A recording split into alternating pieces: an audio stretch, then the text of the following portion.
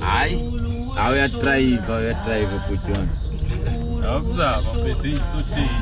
Awuyadrayiva futhi. Akukho mina angazi vele.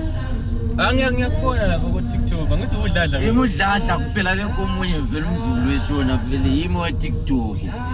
Ngiyawalandela amavideo akho uyahlekisa bayani. Kodwa vele istrata zami zona zingajika khona. Mina vele kahle ke komunye umuntu ongayenza njengami vele. Akekho.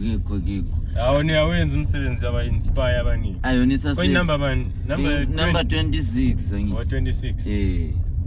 Alright. Number 26. 22A la. Khona hayi uyashaya ispan sakho hayi. Nokuyimoto yakho kusase fresh lokho.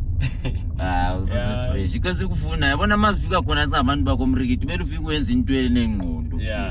Khona iqiniso ukuthi singagcini sesiganga yabo. Hayi ngiyabonga ilift bakithi. Yona sesifikile la number. Exactly mfake ekhaya. Hayi siyabuya sibonane vele ungakhohlwa udladla we TikTok angithi. Imake but angithi i-trip yona ithi 36 rand la. 36 rand. 36 rand. 36 rand. Manje inkinga mfana wami anginayo imali namhlanje kodwa hayi ndisizonke singaba komrikiti zonke angithi. Uyabona manje but ngathi sekunokungazwani kahle hawo. Request kanjani ungenayo imali? Hayi bekunzima ngahamba ngenyawo from le Josbakati mbanjwe inkunzi likona abantu bakomrikiti kodwa.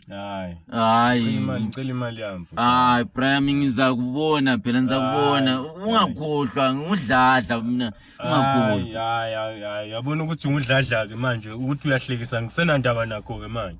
Ukuthi ungudladla uyahlanya nawe wena ucabanga ukuthi kanti ucabanga special wena. Khathi manje uyangithethisa kodwa ubhadala ngibuyisa phela imali yami ngokuspecial ba. Ucabanga ukuthi special ungakomrikiti lifika liboleka imoto zabantu lisithwala lisibhadala isimali simota yakho le. Angithi kodwa ngumsebenzi wami lo. Umsebenzi wakho simota yakho phela. Hayi but ngicela imali yami. Laba komrikiti liyanuka nokunuka lapha lisinukisele emotweni zenu. Ngicela imali yami. Ngiyakurikita mina ungazi kahle wena. Hayi but ngiyakurikita ngicela imali yami but. Ngiyakutshaya mina kanti uyadlala.